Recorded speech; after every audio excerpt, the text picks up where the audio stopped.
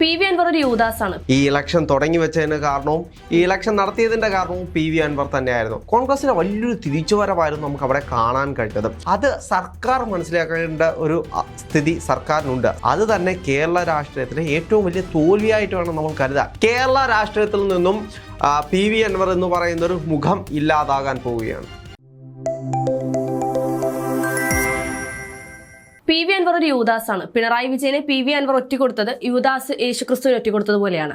അതുകൊണ്ട് തന്നെ PV Anwarന്റെ രാഷ്ട്രീയ ഭാവി അവസാനിക്കുന്നത് യൂദാസിന്റെ അന്ത്യം എങ്ങനെയായിരുന്നു അതുപോലെയായിരിക്കും. ഇത് CPIM നേതാവ് AK ബാലൻ പറഞ്ഞ പ്രസ്താവനയാണ്. AK ബാലൻ പറഞ്ഞതുപോലെ യൂദാസിന്റെ കഥ എന്ന് പറയുന്നത് യേശു ക്രിസ്തുവിനെ ഒറ്റിക്കൊടുത്ത് യൂദാസ് അക്കൽദാമ എന്ന് പറയുന്ന ഒരു സ്ഥലം വാങ്ങുന്നു. ആ സ്ഥലത്തെ പിന്നീട് ഒരു പാപഭൂമിയായിട്ടാണ് അറിയപ്പെടുന്നത്. പിന്നീട് അവിടെ വിരിഞ്ഞൊരു പൂക്കൾക്കും സുഗന്ധമില്ലാതെയായിപ്പോയി. അവിടെ ദുർഗന്ധമായിരുന്നു ആ ഭൂമിയിൽ. അങ്ങനെ ആ കുറ്റബോധത്തിൽ ആ ഭൂമിയിൽ തലതല്ലിയാണ് യൂദാസ് മരിക്കുന്നത്. അത് കോട്ട് ചെയ്തിട്ടാണ് AK ബാലൻ പറയുന്നത് PV അൻവറിന്റെ രാഷ്ട്രീയ ഭാവി ആ പാപഭൂമിയിൽ എങ്ങനെയാണോ യൂദാസ് തലതല്ലി ചത്തത് അതേപോലെ ആയിരിക്കാം ഇനി PV അൻവറും രാഷ്ട്രീയ കേരളത്തിൽ നിലമ്പൂരിൽ തലതല്ലി രാഷ്ട്രീയം അവസാനിപ്പിക്കാൻ പോകുന്നു. ആ രീതിയിലാണ് അദ്ദേഹത്തിൻ്റെ സ്റ്റേറ്റ്മെൻറ്റ് എന്ന് പറയുന്നത്. നമുക്കറിയാം നിലമ്പൂർ തെരഞ്ഞെടുപ്പ് ഗംഭീരമായിട്ട് തന്നെ നടന്നു എന്ന് വേണമെങ്കിൽ നമുക്ക് പറയാം.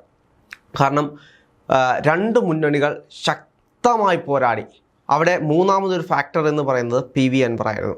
ഈ ഇലക്ഷൻ തുടങ്ങി വെച്ചതിന് കാരണവും ഈ ഇലക്ഷൻ നടത്തിയതിൻ്റെ കാരണവും PV അൻവർ തന്നെയായിരുന്നു. PV അൻവർ വലിയൊരു കോർ ഫാക്ടറായിരുന്നു അവിടെ. പക്ഷേ PV അൻവറിനെ ആരും ഒരു മുന്നണിയിലേക്കും എടുത്തില്ല എന്നതാണ് യാഥാർത്ഥ്യം. നമുക്കറിയാം PV അൻവർ എങ്ങനെയാണ് രാജിവെച്ച് ഈ ഒരു ഇലക്ഷൻ നടക്കുന്ന സാഹചര്യം എങ്ങനെയാണ് പോയത് നമുക്കറിയാം. കാരണം പിണറായി വിജയനോട് ഏറ്റുമുട്ടി MR അജിത് കുമാറിൻ്റെ പേരിൽ വലിയ രീതിയിലുള്ള വിഷയങ്ങൾ ഉണ്ടാക്കി ശശിയുമായിട്ട് തെറ്റി, അങ്ങനെ പിണറായിയുമായി തെറ്റി, അങ്ങനെയാണ് അദ്ദേഹം രാജിയുടെ വക്കിലേക്ക് പോകുന്നത്. രാജിക്ക് ശേഷം അദ്ദേഹം വലിയ രീതിയിലുള്ള പ്രവർത്തനത്തിലേക്ക് കടക്കുകയാണ്. പിന്നീട് പല മുന്നണികളുമായി സമീപിക്കുന്നു, അവരാരും എടുക്കുന്നില്ല. അങ്ങനെ അവസാനം തൃണമൂൽ കോൺഗ്രസ് എന്ന് പറയുന്ന ഒരു പാർട്ടിയിലേക്ക് പോകുന്നു. ലാസ്റ്റ് തൃണമൂൽ കോൺഗ്രസിൻ്റെ ഭാരവാഹിയായിട്ട് മത്സരിക്കാൻ പോകുമ്പോൾ അതിന് കഴിയാതെ സ്വതന്ത്ര സ്ഥാനാർത്ഥിയായിട്ട് മത്സരിക്കുന്ന അവസ്ഥയിലേക്ക് കടന്നു പോകുന്നു. എന്ത് തന്നെയാണെങ്കിലും നിലമ്പൂരിൽ നിന്നും 19,000 വോട്ട് PV അൻവർ പിടിച്ചു.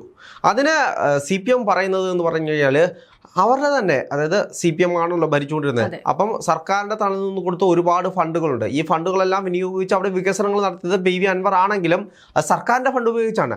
അതുകൊണ്ട് തന്നെ ആ കുറേ വോട്ടുകൾ, അല്ലെങ്കിൽ സർക്കാരുമായി ബന്ധപ്പെട്ട LDFുമായി ബന്ധപ്പെട്ട കുറേ വോട്ടുകൾ PV അൻവറിന് പിടിച്ചു മാറ്റാൻ കഴിഞ്ഞു എന്നാണ് AK ബാലൻ അതിൽ നിന്നും പറയുന്നത്. മാത്രമല്ല മറ്റൊരു പ്രസ്താവന കൂടിയുണ്ട്, നിലമ്പൂരിൽ വീണ്ടും LDF ഉയർത്തെഴുന്നേൽക്കുമെന്നും അദ്ദേഹം പറയുന്നുണ്ട്. അതെ, അതവിടെ നിൽക്കട്ടെ. പക്ഷേ കോൺഗ്രസിന് വലിയൊരു തിരിച്ചുവരവായിരുന്നു നമുക്ക് അവിടെ കാണാൻ കഴിഞ്ഞത്. കോൺഗ്രസ് 10,000-ന് മുകളിൽ ഭൂരിപക്ഷത്തിലേക്ക് നിലമ്പൂരിൽ വിജയിക്കുക എന്ന് പറയുന്നത് അതിമനോഹരമായ വിജയം തന്നെയായിരുന്നു. കാരണം സ്വരാജിനെ പോലെ ആ ഒരു മണ്ഡലത്തിലുള്ള ഒരാളെ ശക്തമായി തോൽപ്പിക്കുക എന്ന് പറയുമ്പോൾ അത് കൃത്യമായ ഭരണവിരുദ്ധ വികാരം തന്നെയായിരുന്നു. ഇനി വരാൻ പോകുന്ന തിരഞ്ഞെടുപ്പിൽ ചിലപ്പോൾ ഇത് തന്നെ ആവർത്തിച്ചേക്കാം.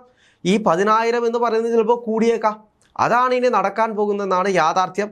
പക്ഷേ അവിടെയുള്ള LDF പറയുന്ന കാര്യങ്ങൾ എന്ന് വെച്ച് കഴിഞ്ഞാൽ മൂന്നാം പിണറായി സർക്കാർ വരാൻ പോകുന്നു എന്നൊരു കോർ ഫാക്ടർ ഇവർ ഇങ്ങനെ ആളുകളുടെ ഇടയിലേക്ക് ഇൻജക്റ്റ് ചെയ്ത് കൊടുക്കുകയാണ്. കാരണം പിണറായി വിജയൻ ഗവൺമെൻറ് ഒരുപാട് ഗുണങ്ങളുണ്ട്, കുറേ കാര്യങ്ങൾ ഇവർ കൃത്യമായി പ്രൊമോട്ട് ചെയ്യുന്നുണ്ട്. കാരണം നമുക്കറിയാം ഒന്നാം പിണറായി സർക്കാരിൻ്റെ കാലം കഴിഞ്ഞപ്പോൾ എല്ലാവരും പറഞ്ഞത് ആ കാലം കഴിഞ്ഞു, ഇനി പിണറായി വിജയൻ്റെ ഗവൺമെൻറ് ഇല്ല എന്ന് പറഞ്ഞ ഇടത്തു നിന്നാണ് പിണറായി വിജയൻ്റെ രണ്ടാം വരവ് വന്നത്. ആ രണ്ടാം വരവിൽ പകുതി ആയപ്പോഴേക്ക് ആളുകൾ പിണറായി വിജയനെ തന്തയ്ക്കും തള്ളയ്ക്കും വിളിക്കാൻ തുടങ്ങിയ രീതിയിലേക്ക് ആളുകൾ മാറി. അതിനകത്ത് ഒരുപാട് കാര്യങ്ങളുണ്ട്. ഇപ്പം പെൻഷനുമായി ബന്ധപ്പെട്ടാണെങ്കിലും സാധാരണക്കാരൻ്റെ അവസ്ഥകളുമായി ബന്ധപ്പെട്ട് വിലക്കയറ്റം, ഒരുപാട് കാര്യങ്ങളുണ്ട്. മരുന്ന്, അവരുടെ സുഖമായിട്ടുള്ള ജീവിതം, ഇതിനകത്തെല്ലാം സർക്കാരിന് വലിയ രീതിയിൽ വിലവർധനം ഉണ്ടായിട്ടുണ്ട്. ആ വിലവർധനവും ഇവരുടെ ബുദ്ധിമുട്ടുകളും എല്ലാം പിണറായി സർക്കാരിനെ ചീത്ത വിളിക്കുന്ന രീതിയിലേക്ക് ആളുകൾ മാറിയിട്ടുണ്ട്. അത് യാഥാർത്ഥ്യം തന്നെയാണ്. അത് സർക്കാർ മനസ്സിലാക്കേണ്ട ഒരു സ്ഥിതി സർക്കാരിനുണ്ട്. സർക്കാർ അത് മനസ്സിലാക്കുന്നത്. ഇപ്പം തന്നെ ആരോഗ്യ മേഖലയുമായി ബന്ധപ്പെട്ട് നമ്മൾ നോക്കിക്കഴിഞ്ഞാൽ PV അൻവർ പറയുന്നൊരു പ്രസ്താവനയുണ്ട്. അത് പിണറായി വിജയൻ ഡയറക്റ്റായിട്ടാണ് ഈ ആരോഗ്യ മേഖല കൈകാര്യം ചെയ്തത്. അവിടെ വീണ ജോർജിന് പ്രത്യേകിച്ച് ഒരു റോളുമില്ല എന്നാണ് അദ്ദേഹം പറയുന്നത്. ഒന്ന് ആലോചിച്ച് നോക്കൂ, ഒരു കേരളത്തിലെ രാഷ്ട്രീയ പാർട്ടിയിലെ ഓരോ മന്ത്രിസഭയിലുള്ള മന്ത്രിമാർക്കും കൃത്യമായിട്ട് അവരുടെ ഭരണം നടത്താൻ കഴിയുന്നില്ല എന്നാണ് PV അൻവർ പറയുന്നത്. അത് തന്നെ കേരള രാഷ്ട്രീയത്തിലെ ഏറ്റവും വലിയ തോൽവിയായിട്ട് വേണം നമ്മൾ കരുതാൻ. എല്ലാ കാര്യത്തിലും പിണറായി വിജയൻ്റെ തലയുണ്ടെങ്കിൽ മാത്രമേ എല്ലാ കാര്യവും നടത്താവൂ എന്നുള്ള അദ്ദേഹത്തിൻ്റെ ആക്രോശം അത് തന്നെയാണ് ചിലപ്പോൾ CPM എന്ന് പറയുന്ന ഒരു പാർട്ടിയുടെ അടിവേരറക്കുന്ന രീതിയിലേക്ക് പോകുന്നത്.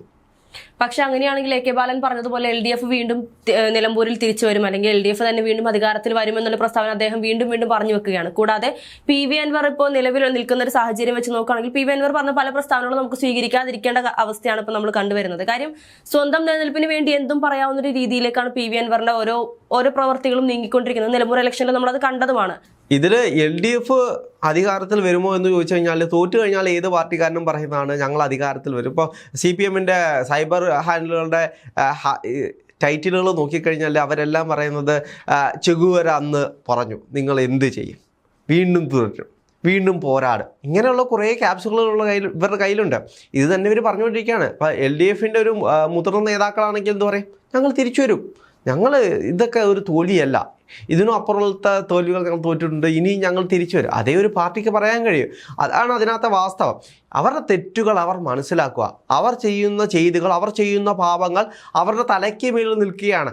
അതിന് അടുത്ത വോട്ട് ബാങ്കിലേക്ക് വരുമ്പോൾ, അടുത്ത വോട്ട് ബാങ്ക് രാഷ്ട്രീയത്തിലേക്ക് വരുമ്പോൾ ഇവരെ തന്നെ തിരിച്ചു കൊത്തുന്ന ഒരു സർപ്പമായിട്ട് ഇത് മാറും എന്നത് യാഥാർത്ഥ്യമാണ്.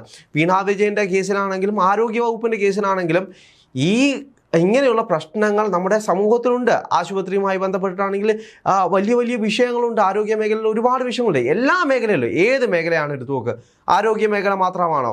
ബാക്കി എല്ലാ മേഖലകളും എടുത്തു നോക്ക്, എല്ലാ മേഖലയിലും പ്രശ്നങ്ങളാണ്. പ്രശ്നങ്ങളായിട്ട് എല്ലാ മേഖലകളും ഇങ്ങനെ തുടർന്ന് പോകുമ്പോൾ അതിലെ ആളുകൾ വെളിയിലേക്ക് വന്ന് പറയുകയാണ്. അതിനകത്ത് അത്രയും സീനിയറായിട്ടുള്ള ഡോക്ടറാണ് ആ ഒരു പൊതു പ്ലാറ്റ്ഫോമിൽ ഫേസ്ബുക്കിലൊരു പോസ്റ്റ് ഇടുന്നത് ആരോഗ്യ മേഖലയിലെ പ്രശ്നങ്ങളെ പറ്റി, അല്ലെങ്കിൽ അവിടെയുള്ള ചികിത്സാ പിഴവുകളെ പറ്റി, അല്ലെങ്കിൽ അവിടെ ഇല്ലാത്ത സൗകര്യങ്ങളെ പറ്റി അദ്ദേഹം ഒരു പോസ്റ്റ് ഇടുകയാണ്. ആ പോസ്റ്റിൻ്റെ പേരിൽ അദ്ദേഹത്തിനെ ആക്രമിക്കാനും അദ്ദേഹത്തിൻ്റെ ഫേസ്ബുക്കിൽ അദ്ദേഹത്തിൻ്റെ പേഴ്സണാലിറ്റി ഒന്നും അദ്ദേഹത്തിനെ ഉപദ്രവിക്കുന്ന രീതിയിലേക്ക് സർക്കാർ പോകുന്നത് വളരെ മോശമുള്ള കാര്യമാണ്.